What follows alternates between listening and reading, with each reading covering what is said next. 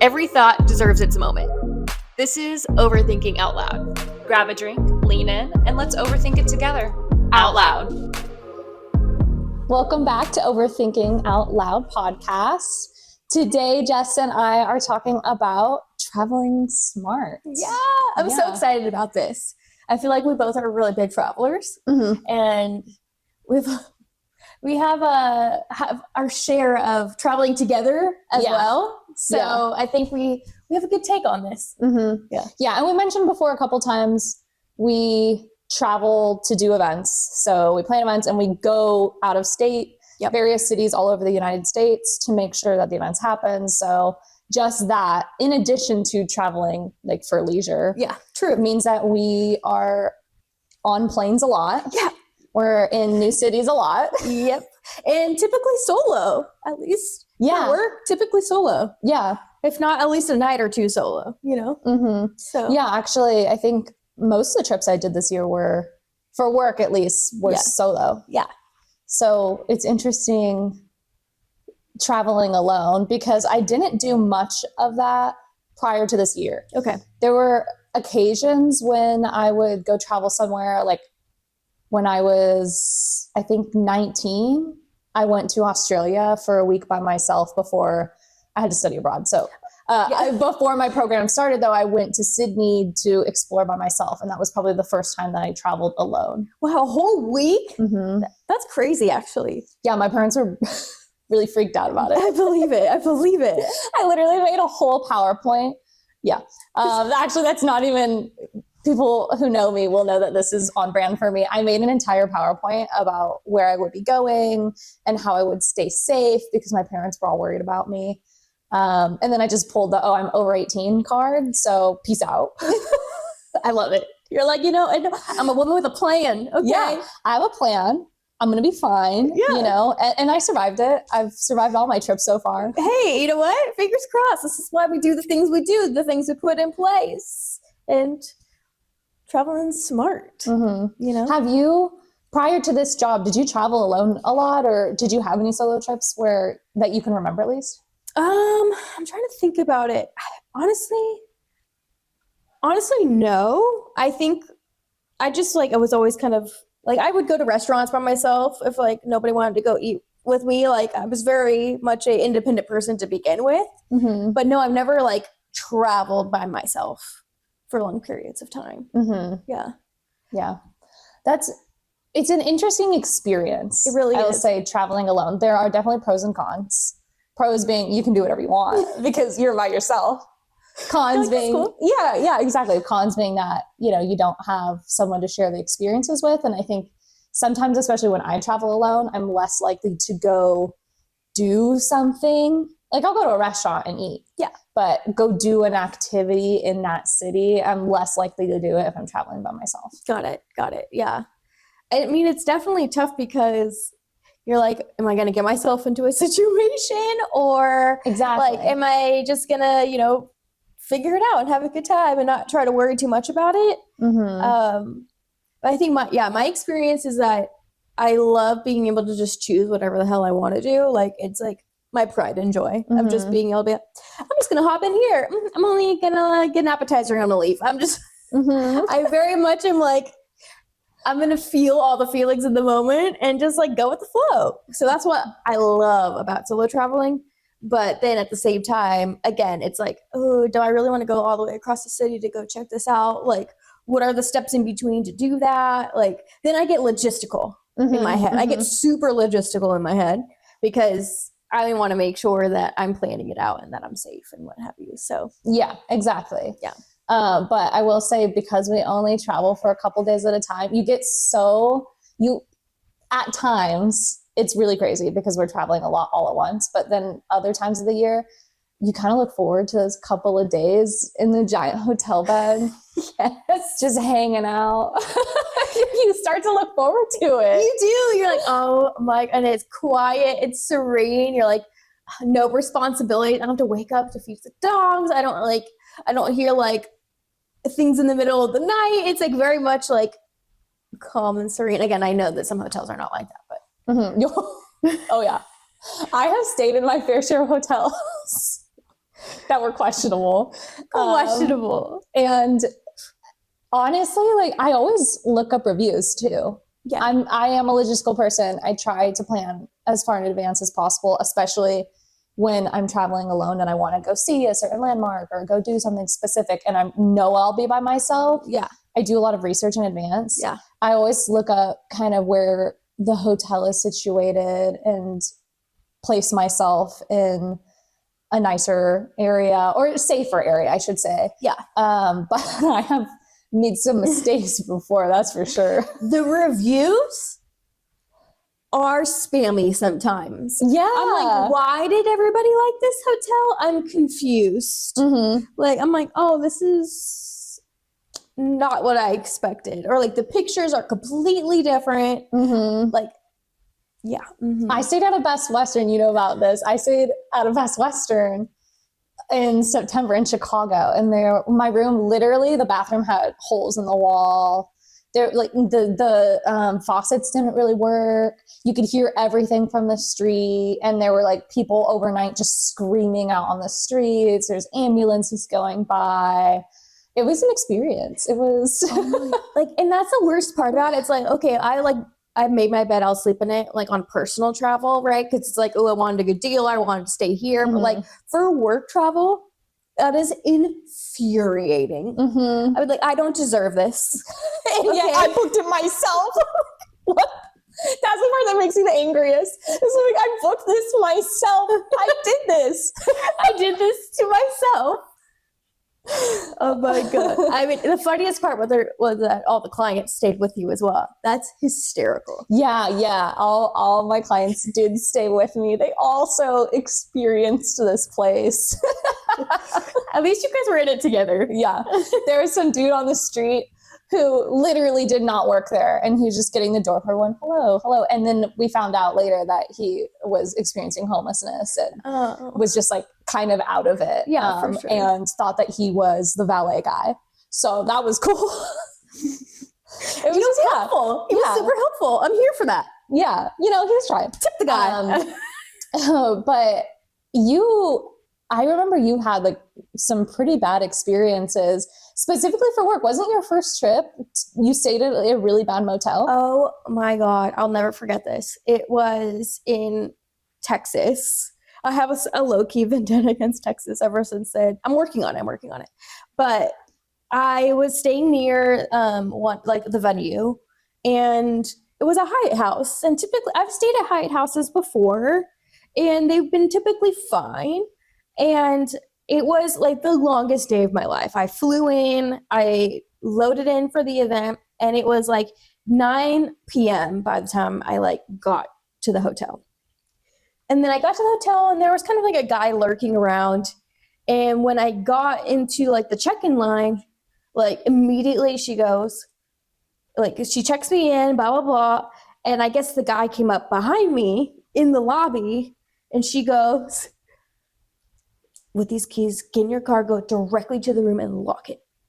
Oh, that's comforting. Yeah. And I literally, I was like, I'm sorry, what? She goes, you just go to the room and you lock the door. And I was like, I'm not doing this. Mm-hmm. I did what she said because... Did you have to drive to your room or something? Was it out? Oh, okay. It was a little so you weren't going through the hotel. You were going outside driving to your room. Yes.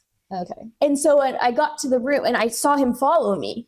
Ooh. Like I drove like super quick. I parked and I ran upstairs with my stuff, and like I saw him follow me, and I was like, I'm not doing this. Like it was already a shit hotel. Like it was like one of the worst places I've stayed, like looks wise. Like it definitely was like one that had like a kitchenette, those like long-term stay ones. Oh yeah.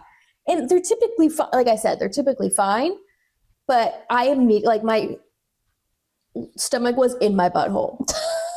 I was like so ill about the whole situation. I felt creeped out.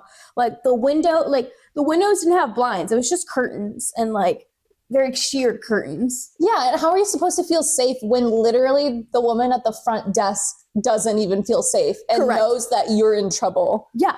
Oh, go lock your door. Just go directly to your room. I'm like, what if I need to go back out and get some stuff from my car? Like what? what? And so Ugh. I literally I called Chris, and I'm just bawling at this point. I'm exhausted from work, and all I wanted was a hot shower and some sleep.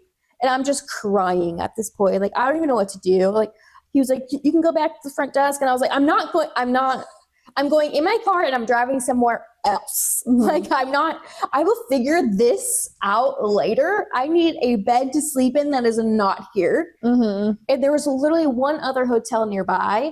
And it was a nicer one. It was like a Renaissance. And I get to the front desk and I'm in shambles at this point. And I needed 2 nights. And they didn't have a room for 2 nights. Oh no. They only had a room for 1 night. But with my schedule and the event the next day, like there was no way I could check out and then check back into another hotel. Like, where was I supposed to go at that point? Mm-hmm.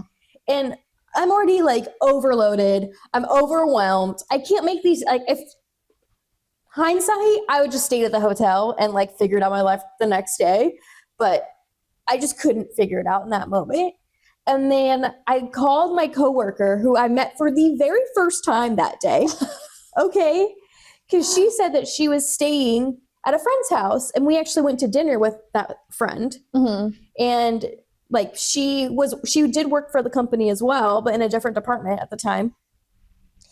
And she goes, "Oh, I'm staying, with X, Y, and Z. You should just come." And I was like, I don't know these people. I'm bawling my eyes out.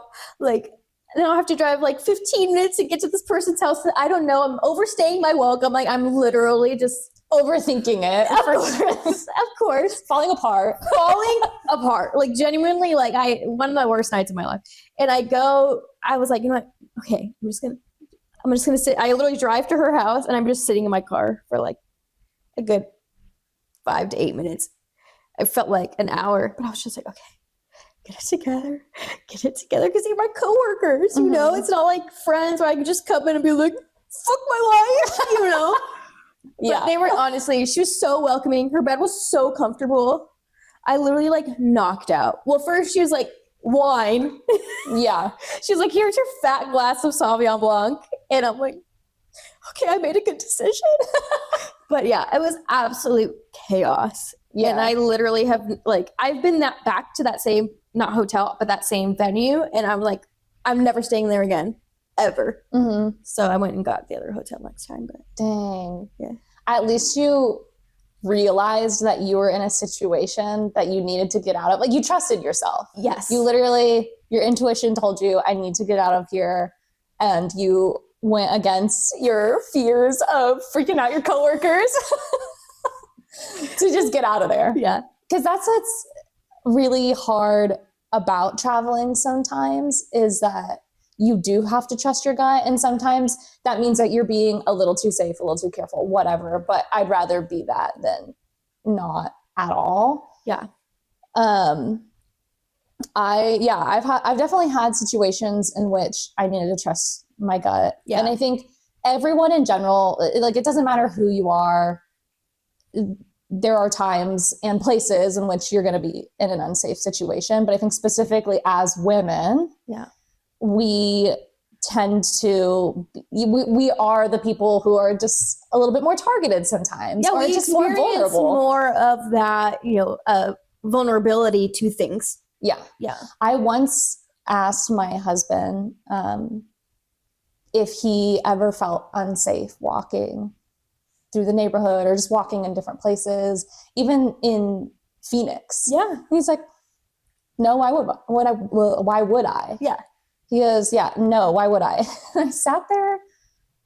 I was like, you actually don't ever feel uncomfortable. You don't ever feel like you need to have your guard up. You don't ever feel like you need to be carrying something for protection. And he's like, I mean, every once in a while, but not in our neighborhood. But even in we don't live in a bad neighborhood, by any means. I love this neighborhood, but I'm always cognizant of where I am, who's with me. If I'm by myself, like, what am I going to do if I get approached or anything like that? Yeah. If I'm walking at night by myself, it's really actually not by myself because I have my dog. Yeah. Because she's going to fight to the death for me. That's the thing, though. It's like I've always been taught, like, keep your head on a swivel. because you never know. You could be in a place that you've been 1,000 times, and there's other people who are there that have never that you've never interacted with. Like, it's not the place, it's the people around you and like what's going on in that moment. But it makes so much sense that, you know, for somebody who is fairly safe, you know, in this neighborhood is safe, and being a male, you're having that extra level of protection almost, not necessarily targeted. But then for us women, it's a totally different scenario. Yeah. And I don't like being the person who constantly is assuming the worst or assuming a situation's going to go south. I really try not to be that person. Yeah. But I also always trust my gut. Yes. And yeah, there's been times. I remember I flew into St. Louis, and my flight was supposed to land at like 10 p.m. It got delayed 3 hours. So it ended up landing at 1. I had a checked bag. I didn't get an Uber until about 2 a.m. to go to my hotel. Yeah. And the guy picks me up. He was super nice. But it was about a 30-minute drive to even get from the airport to my hotel for this event. And we're talking, and he's going on about how St. Louis is known as an unsafe city, and that there are parts of St. Louis that like really you should not go to. And he's telling me, you know, where you're staying is totally fine, but honestly, I'm kind of shocked you got an Uber because it's 2 a.m. and, you know, there's been a lot of cases in St. Louis of women getting kidnapped by Uber drivers and assaulted. And I'm like in the back seat. I'm sorry. I'm sorry. Are you one of them? He wasn't, luckily. But I was a little shocked that we were having that conversation, because I'm like, is this a situation in which I am in trouble? Yeah, you're like, okay, so is he just telling me because he knows and he's trying to make me feel comfortable, and it's doing the exact opposite? Or he's just reprimanding me, like, why'd you call an Uber at 2 a.m? Like, well, how else am I supposed to get anywhere? What, grab a taxi? That doesn't seem any safer. Yeah, also it's 2 a.m. What taxi's sitting at an airport? Exactly, you know? exactly. So there's certain things that when you're traveling, you have to do. You can't, there's no getting around it. And you just have to be as safe as possible in those situations. Yeah. Do you, when you travel alone, do you take anything with you? Do you have like, I know obviously there are certain things that you can't throw in a suitcase. Yeah. You can't bring pepper spray. You can't bring a taser unless you check your bag. Yeah. Which is a lot when we're traveling. Yes. But do you ever bring anything with you for extra protection? I bring this, like, at least when I get to my hotel. I don't have anything like if I'm out in the wild, let's say. But when I'm at my hotel, I have this one thing. Actually, my mom got it for me. It's like you put it in the lock. And, well, there's 2 things. She got me one that, like, makes this loud alarm. And I was like, I'm not going to bring that one. I'm going to bring the other one. Yeah. Where, like, you put it in, like, the door hook. And then it just, like, it's like if someone has a key card and can open the door, like it will stop it. Mm-hmm. So I just put that in every night before I go to bed, and just I haven't heard of that. Yeah, I'll have to send you the link. I'll put the link up. Yeah, drop that link. But it's like, because it's super like minimal. I literally just throw it in my backpack, and then or like my carry on. You just lock it in and just has like a little bar thing, and then it like yeah. I do the whole lock and the whole, you know, all the locks on the door. Right. I wouldn't say I do anything extra for my hotel rooms, but when I'm out and about, I have a self-defense pen. Which, okay, I also need to invest in something. That thing is hardcore. Yeah. It's literally a pen. You can write with it, but it has a pointed end and it's made of metal. So you basically just jab, which I'm hoping that like an attacker never gets close enough where I have to jab. Yeah. But I do have that in my purse. I also travel with one of the birdie alarms. Oh. So I hook it onto my bag, or I put it on whatever I'm carrying. And it's just one of those things that it's a keychain, and then you rip it off and it's like a really loud, annoying alarm. Oh, okay. I have heard of that. Okay. Yeah. So I have that because, again, it's something simple that I can take that doesn't force me to check my bag. Exactly. Which I know, I'm sorry. I don't like checking my bags. Me neither. No, I'm good. I want my stuff with me. I want to know that it's above my head. Like, also just, sometimes we're just in a hurry. I don't want to be at the airport that long. Well, especially when we're on delayed flights for 3 hours. Like, we got to get places we got to get to. Yeah. So those are the things that I take with me. And then like I keep my location on at all times for my husband to see. Same. And I think my mom also has my location. So at any point they can check my location, and not that it helps too much when I'm traveling because they don't necessarily know where I'm supposed to be versus where I'm not supposed to be. Right. They're like, why are you in the middle of a warehouse? Oh, this is the venue. This seems sketchy. They're like searching in Google Maps. They're like, Yeah, true. I have had events in warehouses. So yeah. They're like, this is where she's supposed to be. But yeah, I keep my location on. And then this was something that one of my close friends taught me, because one time I posted on Instagram with a location and she immediately texted me and was like, hey, just so you know, people, based off of the photo you posted and the location you put on there, people can figure out exactly where you live. She's like, I just did it right now. I was like, oh my God. Okay, that's important. That's actually very important to know. So what I started doing is I won't post something on my story or in the location until I've left that place. Got it. Because I used to just be like, oh, right now, I'm going to post right now. And not that people are tracking me on social media and, trying to stalk me across the United States. Yeah. I don't think anyone cares about me that much. But yeah, it is a level of protection online too when you are traveling. And like I don't want someone, in worst case scenario, showing up. Yeah. Unannounced because I posted something online. Right. Oh my God, that'd be the worst. I'd be like, this is so, like, I already, like, posting is exhausting to begin with. And you're like, okay, I'm actually going to do it. And then that happens. And that was the biggest eye roll for people who are listening. My eyes went to the back of my head. But I think it's so true. Like, trusting your gut and your intuition, like, that's going to be your saving grace in most situations. Yeah. If it doesn't feel right, it's probably not. And it's okay to maybe think that you're overthinking it. Mm-hmm. As long as you, like, if you're like, I don't know, just make the step to make you feel more comfortable. Who cares? Just get it done.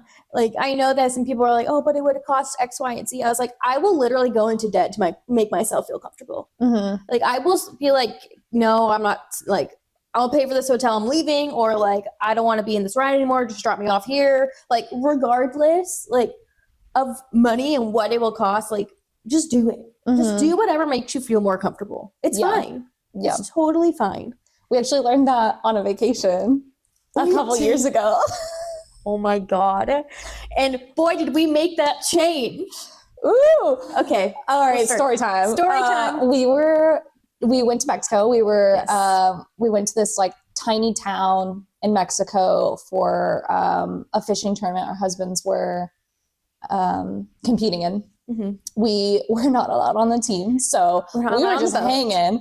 We were staying at this hotel, and it was more like a motel. It was more like a motel. Really old motel. If you can imagine a remote, authentic, but remote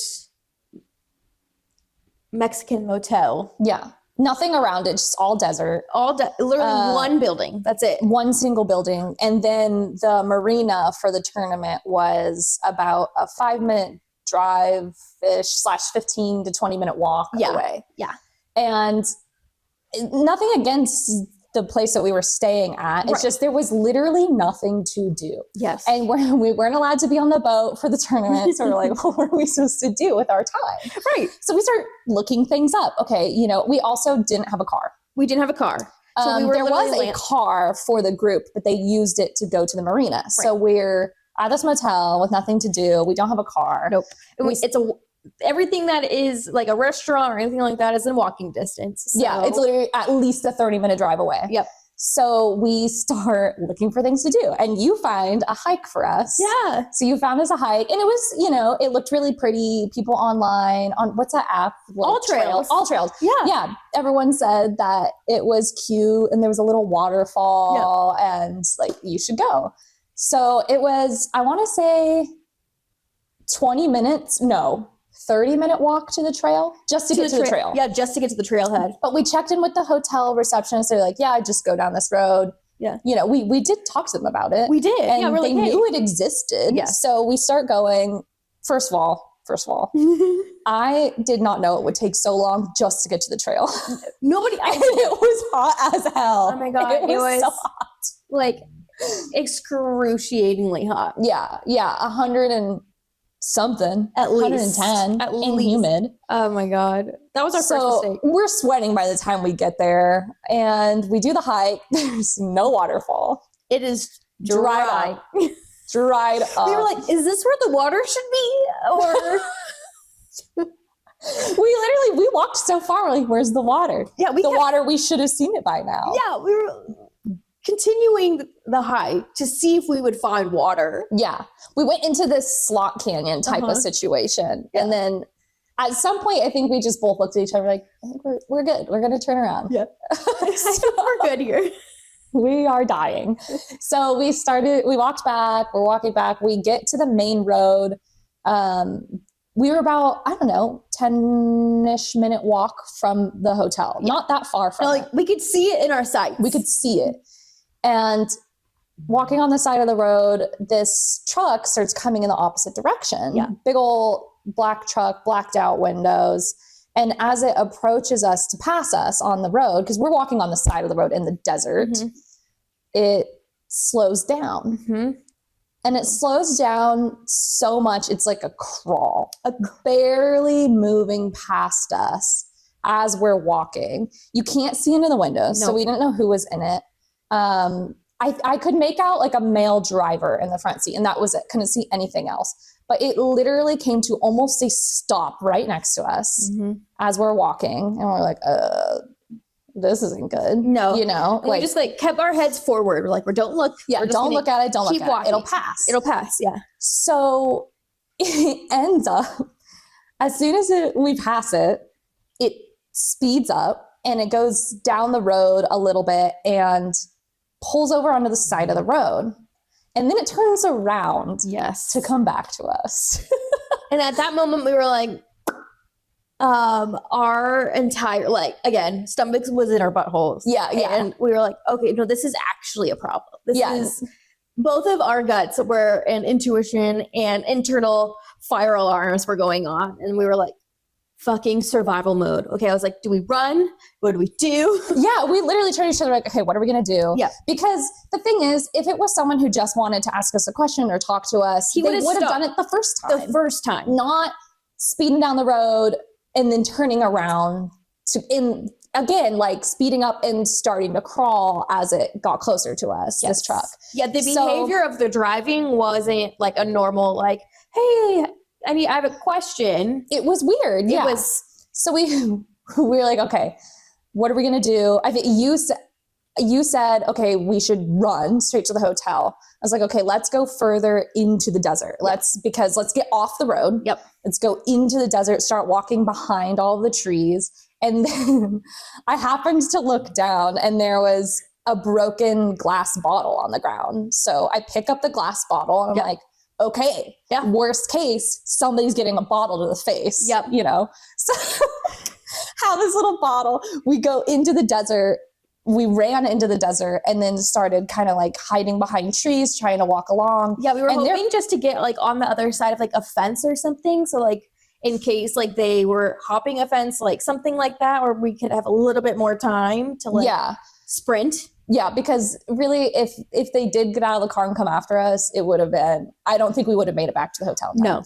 So they, again, are crawling. They're looking for us. Yeah. Straight up. There's no other thing they could have been doing. They were looking for us, crawling. Again, cars barely moving. We're hiding behind trees, trying to keep making our way to the hotel. Yeah. And then the truck speeds up and turns onto a dirt road in front of us. Yeah. And we can't see where it goes. Yeah. So we're like, oh, these people are just literally waiting to jump out at us. Yeah. And so I can't remember. I think we ended up crossing the street. We came out of the bushes, crossed to the other side of the street from where the dirt road was. Yep. And then we're like, we're fucking sprinting. We just started sprinting as fast as we could back to this hotel. We ended up, I never saw the truck. I don't know where it pulled into in the desert, but it pulled into, this little tiny dirt path and disappeared straight up. Had no idea where it went. No. And we sprinted back to the hotel and we were like shaking. I mean, I definitely was shaking by the time we got back to the hotel. My adrenaline was through the roof. Yeah. Absolutely through the roof. I was like, that could have been so bad. Yeah. And I think like just our problem solving skills that we have really saved our ass, honestly. Yeah. I mean, again, we're lucky they didn't get out of the car. Yeah. Because that could have been totally different. And you can say all you want that, listeners, you can say all you want that maybe we weren't in a situation that was actually that scary. But for us, it felt very real and very scary. Yeah. And what are we going to do? Just pretend there's not a truck just pulling up to us on the side of the road? Like, we had to do what we felt was right in our guts. And so pick up a glass bottle and go hide in the desert. I mean, right? Like, that's the thing. It's like, I think it could go either way, right? Like, it's like, could we be like over analyzing the situation? Maybe, because we've never experienced that type of driving behavior before. And it seemed very completely out of the norm. Mm-hmm. And there was really no like reason for them to be driving that way. Yeah. Outside of them trying to get our attention or something like that. Mm-hmm. So I think that like was a trigger for both of us to be like, this isn't a normal interaction that we've had. Yeah. And typically when it's not a normal interaction, it immediately triggers our like fight or flight response. Yeah. We're also in a country where we don't fluently speak the language. Correct. And I will say I've been to various parts of Mexico many times over the years and have always had a totally fine experience. Yes. This was a one-off. But it was freaky. It was freaky. I can't remember if it was before or after there were those surfers who unfortunately were like attacked on the beach in Mexico. Oh yeah. So I mean, like, there are always stories, and it happens all over the place. But we were sufficiently freaked out. That was probably the most uncomfortable I've been traveling, for sure. Yeah. Hands down. Like that was, to me, like, we made the right decision regardless of, what actually was the situation that was happening. But for us, I think we did the best we possibly could in the situation. And we learned a lot. The following year, we decided, okay, we don't care how early we have to wake up in the morning. We're dropping you off at the marina and we get the car. Yes, correct. And we ended up staying in a different place, in more of an actual like community of homes the next year, which was amazing and fun. Amazing. So fun. There was more to do in a little bit of a safer area. Yeah. So we learned some lessons. But that's the other thing. Actually, a really good point is like not to take these scary experiences thinking that it's going to be the norm, right? Like we went back to the same place. Yeah. We just made decisions for ourselves to make ourselves feel more comfortable. Yeah. Right. So like, I think that's super important when you do travel. It's like someone's experience versus somebody else's experience could be totally different. Both are valid. It's just, what are you going to do to protect yourself or make yourself feel more comfortable? Exactly. And honestly, whenever people tell me stories of crazy things happening in different cities around the world, I always, like, some of my first couple questions are, okay, like, where were you? What were you doing? Yeah. Because I think that plays into it a lot. And some people will talk about some horrible experience they had in a city. And then you realize, like, okay, well, like, you were plastered and you were causing a scene or something, and that's not to say that people who are getting rowdy, like, need to be put in unsafe situations. But I think that, you have to be careful about what you're choosing to do, who you're choosing to be with, where you're choosing to go. We learned our lesson that I mean, first of all, I'm never doing that hike again because that was super disappointing. But not only was the hike disappointing and it was so friggin' hard, it was one of the hardest hikes I've ever done too. It was so hot.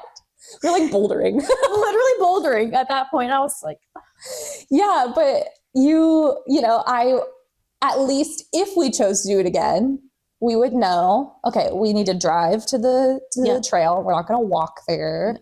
We're going to do XYZ differently, maybe take something additional for extra protection. 100%. So yeah, it's just, you know, you don't want to be so afraid of what's going to happen to you that it stops your ability to enjoy traveling. Yep. But you do want to you want to make sure that you feel comfortable as well. You know, it's hard. I think a lot of people, I know people who have tons of anxieties about traveling. Yeah. And I love to travel. Yeah. So for me, sometimes I'm like, come on. It's not a big deal. It's not a big deal. I say that a lot. Yeah. Like I am a grown ass woman. I can take care of myself. You don't got to worry about me. I don't need your feedback. I do, like, I get a little intense about it. Yeah. But I also am not so ignorant that I'm not going to make sure I'm prepared for any situation. Totally. And I think with that too, it's like outside of the safety aspect, it's also being able to like be okay with things not going to plan. It's like, I think also like who you travel with is completely different. Like you could be with who you travel with is so important. It's so important. Like if you're not solo traveling or like who you're going with, it's like you could be with somebody who's like the planner, everything has to go according to plan X, Y, and Z. Or you could be the complete opposite. Like I got no plans today. And like, you kind of have to know who you are as a traveler to like make sure that when you do go on a trip, what kind of trip is it? Right? Is it a trip that you're okay with letting go of the reins? Then I'll travel with this person doing those things. Or it's like more of like a structured itinerary. And then you probably would pick some other friends or whoever to go with type thing. So there's different trips. There's different people who travel differently. And like all of that is okay. Yeah. Because you also like you're spending money to go on these trips and you want it to make it like a good experience. Yeah, you want to enjoy it. Yeah. And that's okay. Not everybody is fit for the type of trip you want to go on. Yeah. Oh, I have had my fair share of situations in which I realize like, okay, love this person. Maybe not the best trip to go on with them. Maybe not. I guess you don't know until you try. So it's like... And also groups too. Like that's a completely different thing too. So, okay. Before we get into groups, I have to ask, what kind of traveler are you? Okay. And who's your favorite type of person to travel with? Ooh, okay.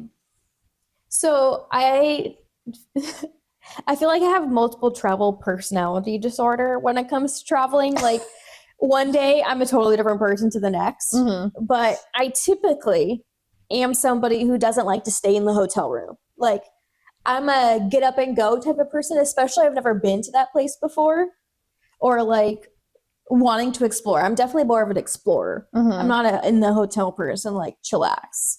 Even when I've gone to like Puerto Vallarta and like did all inclusive, like I could barely stay in the room. I was like, okay, so where are we going?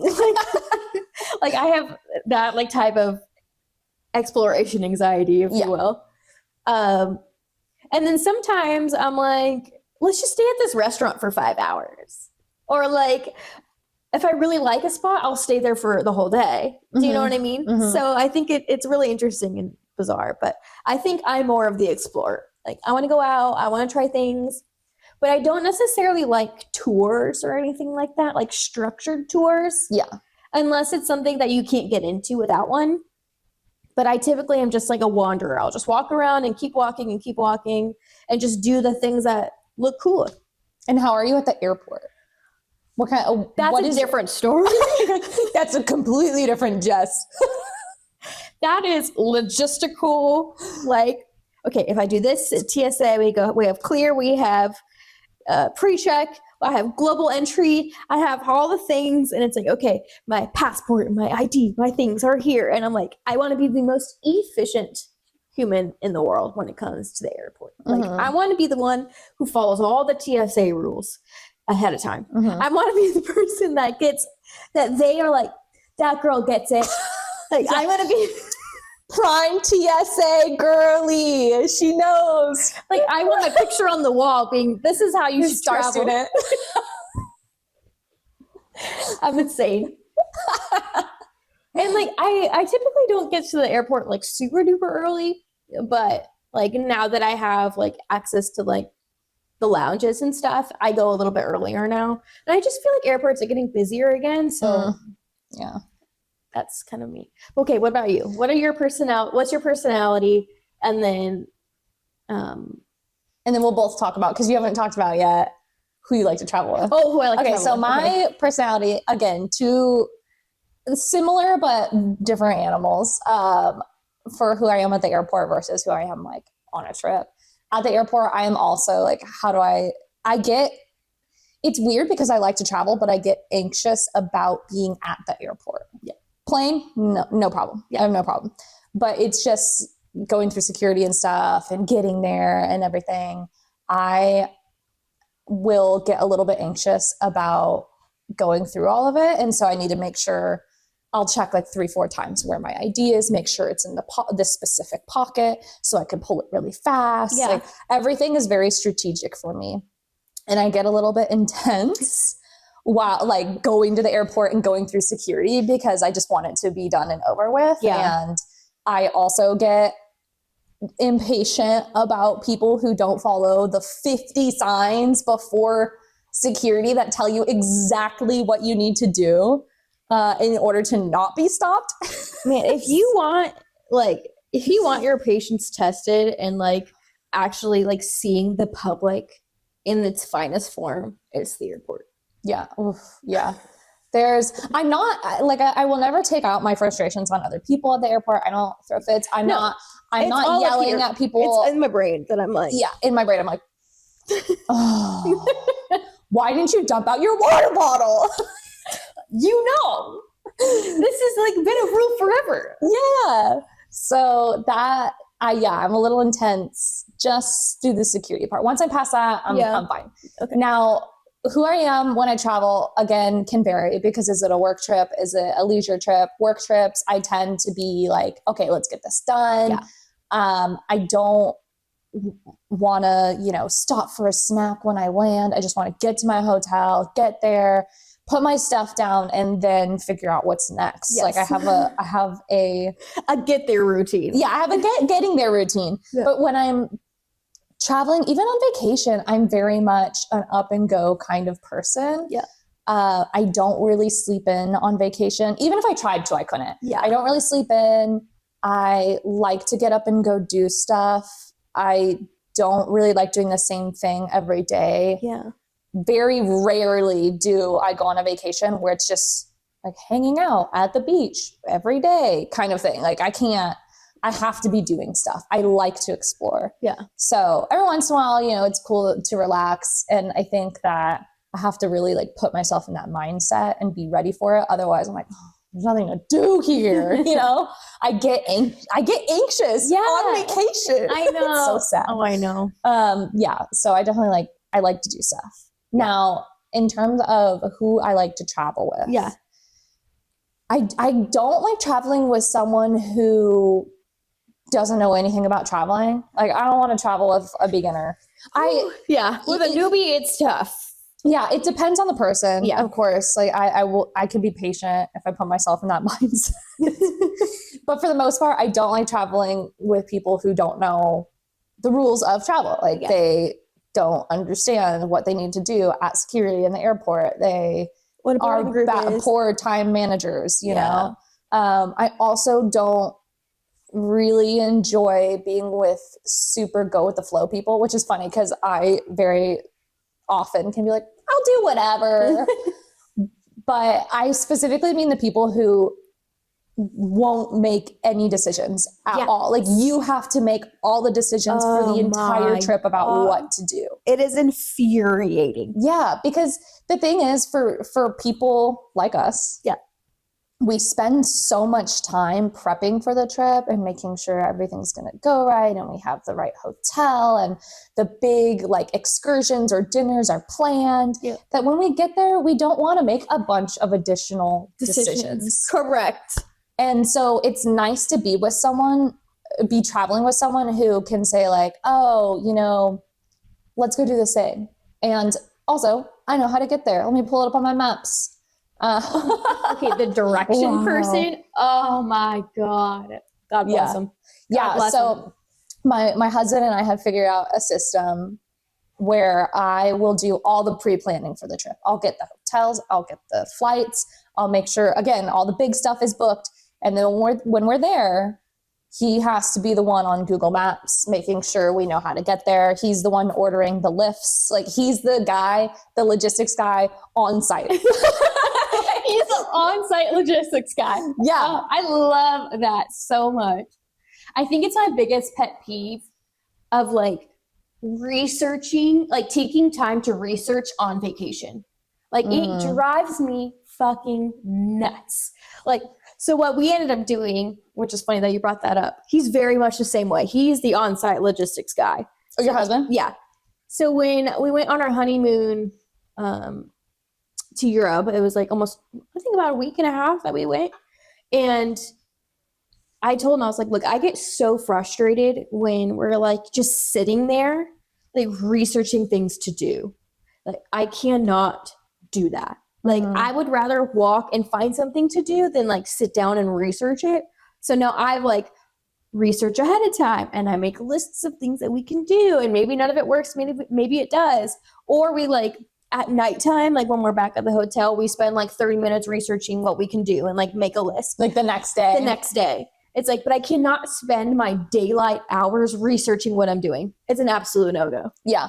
I'm the same way. I'll make a list in advance of, oh, here are some possible restaurants we could go to that looked cool or had good reviews online. Yeah. Again, I will totally admit I have been that person who's like, I don't care, which is sad because I get annoyed by that kind of person. But it's different if you're like making like no decisions at all. Yeah, like contribute. I think it's one thing to also say like, I don't care what we do at all on this whole trip. It's another thing to say, oh yeah, like you want to go eat? Sure, I could eat. Yeah, that's fine. At least that is somewhat of a decision. Yeah, be like, you know, eating sounds good. Eating sounds we great. Should go eat. Yeah. I don't know where, but eating sounds good. I'm down to do that. Yeah. I'm down for a snack. Literally the worst traveler is the one who has no places to offer, no activities to offer of what they want to do, where they want to go, and then shoots down your suggestions. Ooh, nothing makes me angry. I don't think I could ever. Okay, you look it up. Literally, or leave. Honestly, just go. I can't. This is where if you're not going to contribute at all, then you're going to go wherever I tell you to go. You don't get a say anymore. Sit down, your decision making has been revoked. We're going wherever I want to go at this point because I'm doing all the research. Correct. It's like, well, you clearly had an opinion then. Yeah. Oh, you clearly had an opinion. And you clearly had something in mind. So yeah, speak up. So, yeah, what is it? Yeah, speak up. And they're like, no, I just don't want to do that. Oh, okay, and the reasoning is no. Yeah. A hard, absolute no. I cannot be what goes on. No. Mm-hmm. So we basically travel the same and like the same traveling partners. Yes, exactly. That's why it works. That is why it works. We travel pretty well together. We do. I think that we both just kind of understand all of the what needs to get done. I can't tell how many times we've like been traveling together and something happens, we just look at each other. I'm like, did you see that? Yeah. Did you see that? Because I saw that. And you're just like, okay, I'm gonna let that. Yeah, we're gonna talk about that later. Yes. That's that look. That. Feel like, did that piss you off as much as that pissed me off? Yep. Yep, it did. Yeah. Yes, it did. Oh my gosh, so true. When you travel, do you have like a go-to outfit that you wear? This has been a trial and error. For me. I used to think that the onesies were the way to go. What do you mean by like a romper? Like a romper. Oh, okay. Yeah, I was thinking full on Cookie Monster pajamas. Okay, yeah, let me clarify. A romper, like a loose fitting romper or something like that. And then I just realized, like, on an hour flight, like 2-hour flight, okay, because I probably won't need to pee on the plane. But anywhere that's like 3 to like 5 plus, obviously, I'm gonna pee on the plane. Nobody wants to get naked on an airport bathroom. Absolutely. And then also you're grabbing all of the material. You have to like hold it up so it doesn't get on whatever the wetness is in the bathroom. And it's always wet in there. There's never a dry bathroom. Honestly, I feel like it's just men who don't know how to pee. Like they are just ripping their pants off and just standing there letting everything just spray all over the bathroom. With the turbulence, moving side to side, they're like, whoa. Let's see if I can miss the toilet. It's like a game, but an opposite game. Ew. Oh my God. Can't stand it. No, it's not. That's not happening. It's disgusting, actually. So yeah, don't wear rompers. Okay, what's yours? I have a go-to. I wear like regular sneakers, yoga pants, and a t-shirt or jacket or something. I always have a jacket because I'm always freezing on the airplane, but I keep it really plain, just yoga pants and shoes. Yeah. And it's just comfortable. Yeah, comfy. Yeah. I don't wear regular clothes unless I have to go directly to something. Right. Yeah. Because I think it's tough to, like, especially when you're on like 3 hours, like you have to be comfortable. Number one thing, must be comfortable. That's non-negotiable. And it's always cold. You're right. And then it's also like the type of jacket. Like I need to be able to get my arm in correctly. Like it's not like, like if you're like in a side seat and you're like stretching my arm out to try to get my arm in there, like across people, Oh, true. So you have to keep your little square. Yeah. To be mindful of the other people around you. Yes. Oh my gosh. Speaking of being mindful of other people around you, we mentioned this earlier a little bit, but like group traveling is a whole other animal because you're traveling with multiple types of personalities. It is a herding cats scenario. Yeah. And especially when you have like multiple groups, like up like 5+ people in one group, it's impossible to keep an itinerary and everybody like doing the same thing. There's lots of opinions. There's lots of like, are they early risers? Are they like night owls, if you will? Or like, what do they want to do throughout the day? But it's also like, who's going to be the ringleader of said? There's always a ringleader. There has to be. Yeah. There's a ringleader. There's a directional person. There is a like person who looks stuff up. And someone who literally just showed up, has no idea what is going on at all, and is just there. Just there for the ride. Like, oh, you got me a ticket to that? Oh, thanks. I'll Venmo you. hey, can you just add me to that? I'll go. Yeah, and you have to set the expectations. I think I learned that with a recent trip with some friends, and basically, again, planned the big stuff. Yeah.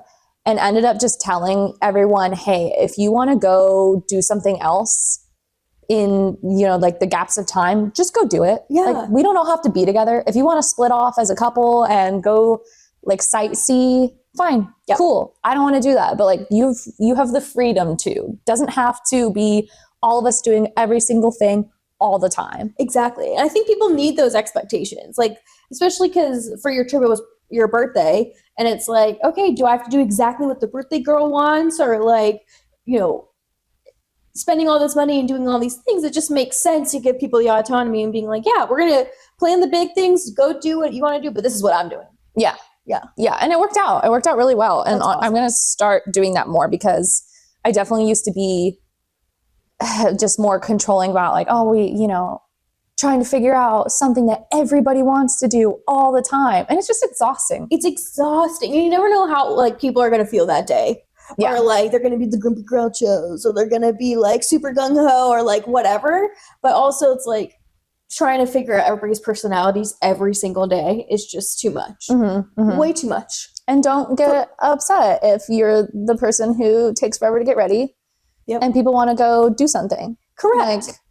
Like understand what kind of traveler you are. Yes. And plan accordingly. and to be okay if you're like, okay, the ringleader has spoken. Yeah. I'm going to either choose to engage in this, or I want to say, hey, you know what? I'm going to meet up with you later. Like, make a decision for yourself. Don't let it be other people's problems. Like the type of person who even like has no opinion, and they're like, oh no, I don't, and then they have an opinion after that. You know? Oh yeah, I can't. No, I can't. Don't do it. Don't do it. Don't be that person. Do not be the person who says they don't care what the plan is, and then when a suggestion is made, they shoot it down. Yeah, we're not. Absolutely not. You don't deserve a word. Yeah. Okay. Nope. Ringleader has spoken. You're going. Or stay home. Yeah. Yeah. That's it. Period. Yeah. Traveling is a beast. It is a beast. But there's a lot of, I mean, like, again, there are so many things to consider when traveling, but you just understand who you are. Yep. What you like to do when you travel. Yeah. Who do you fit in that group setting? Where do you fit in? Who are you gonna show up? Are you gonna show up as like what personality are you showing up to this travel experience? You know what I mean? Yeah. Like what are you gonna choose? Like what's the experience you want to have? And then you just do that. Yeah. And just set people up for their expectations. That's it. Yeah. Yeah. And that's why you and I travel pretty well together, honestly. Yeah. Well, we're the same type of traveler, which helps. It does help. Yeah. It helps because we like plan ahead. We know what we're going to do. We can go with the flow, but have like a general structure of the day in advance. Yes. You know? Exactly. Like we can be both, but we know that we can rely on each other to like either step in to be that decision maker, or being like, actually, yeah, screw it, let's go. You know what I mean? We can be both, which is nice. So, yeah. Interchangeable. Okay, so you thought of a game that you wanted to play instead of doing a hot take. yes. It's called Cute or Cringe. Yes. So basically it's just a list of different things, like scenarios. Yep. And then we have to decide if we think it's cute or cringe. So yeah, when I thought of this concept, I got a DM from a friend, and it was about how Josh Allen and Haley Steinfeld, like, they just got recently proposed. Are they engaged? Engaged. Yeah. I was like, as soon as it came out of my mouth, I knew that was wrong. And apparently she interviewed him about the proposal. Yeah, like, how did you feel about it when you proposed? Wait, publicly? Like on a podcast or something? Yeah. I don't know, like she was interviewing him. Yeah. Very bizarre. And I feel like that's bizarre to do directly after, like immediately after the proposal. Yeah, like within a couple days. Yeah. I mean, I might consider interviewing John Luke about, what went into it, or even just talking to him about it. A year later, right? Yeah. Like, what did you think about it? But no, like, I assume it's a couple days, if not a week, like maximum. Interesting. And so then I was like, I can't tell if this is cute or cringe. Like, and then I was like, that's a game. Yeah, cute or cringe. Okay, so I have a list here of different things. I'm going to say them, and we'll just decide cute or cringe. Okay.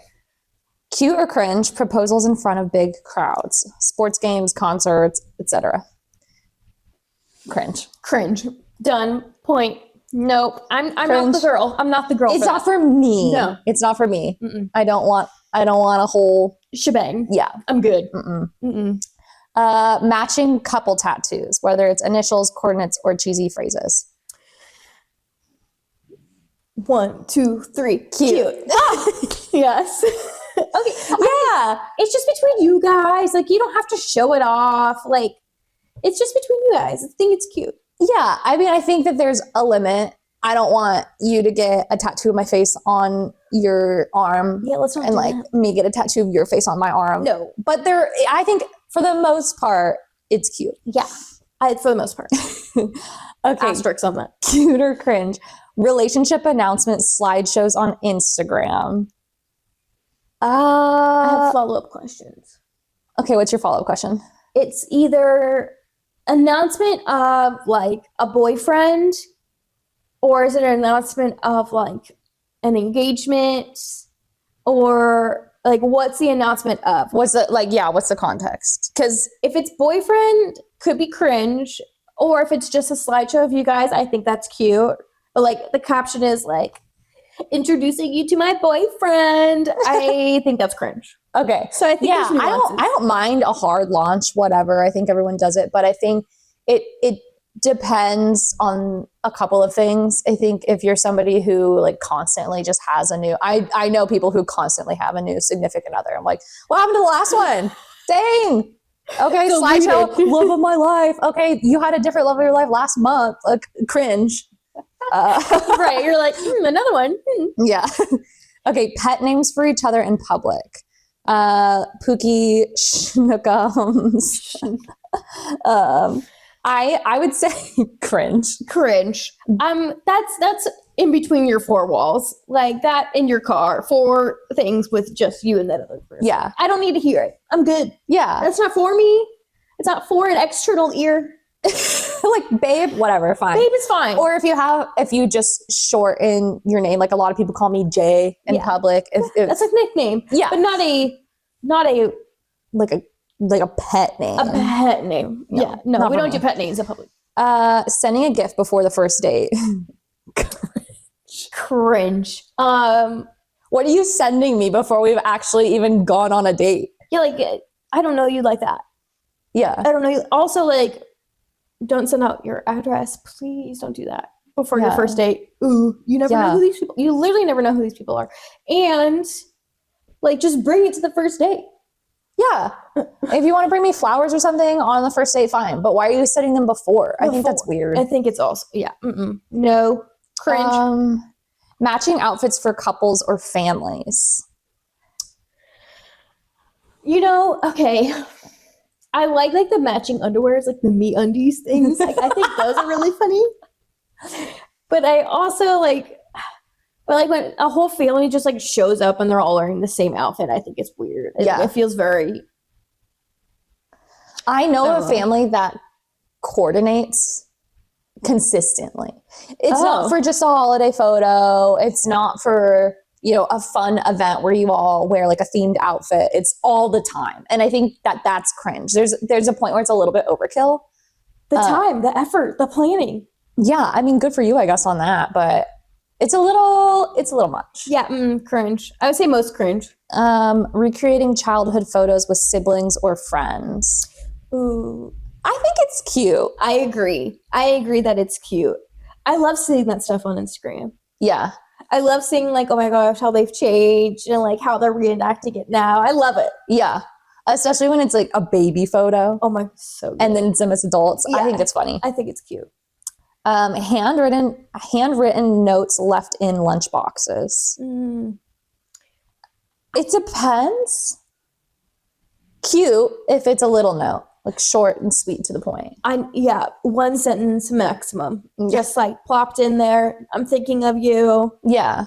But I don't need a love letter. Like read the room. I don't want to open my lunch and read a whole, essay about how much you love me. Could you imagine at work opening your lunchbox and just like a massive amount of papers just start flying out and everyone's like, I'm like, I don't even know what this is. Yeah. I don't have time to read it. Also, like that's an inappropriate time for me to read that. So no, it just has to be a one word. Cute. Here you go. Move on. Yeah.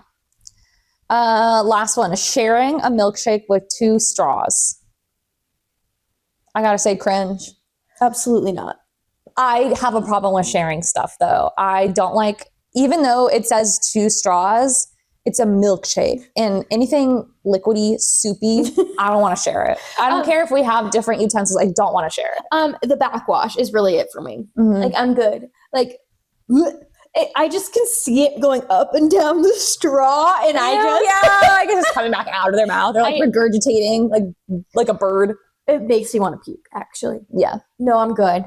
I can't. That's cringe. I can see how that can be a differentiating, like that could be a hot take, honestly, in and of itself, because people are like, but you kiss, but don't you share like a spoon sometimes? Blah, blah, blah. Actually, I know. I don't share spoons. Jamie does not share spoons. But like I can see that, like it's the difference, and I'm like, it's in like the incorporation of the food for me that I don't do. Yeah. Well, everyone, tell us what you think is cute or cringe. If you think we're completely wrong about something, I want to hear it. Okay. Or give us another cute or cringe. Yeah. That you think that we get stumped on. Ooh, that'd be good. Yeah, try to stump us. Yeah, stump us. I guess indecisive. Yeah. We're pretty good about like not choosing if we don't want to. Right. We're like, okay, could be both. Could be both. But yeah, I would love to hear other people's cute or cringe. Mm-hmm. Yeah, I like that a lot. Yeah, what a fun little game. We'll need to do some more games, kind of interchanging with the hot takes. Yeah, I like for it. that. Okay. Cool. Well, thanks for joining us today for our episode about traveling smart. Yes. And we'll see you next time. See you next time.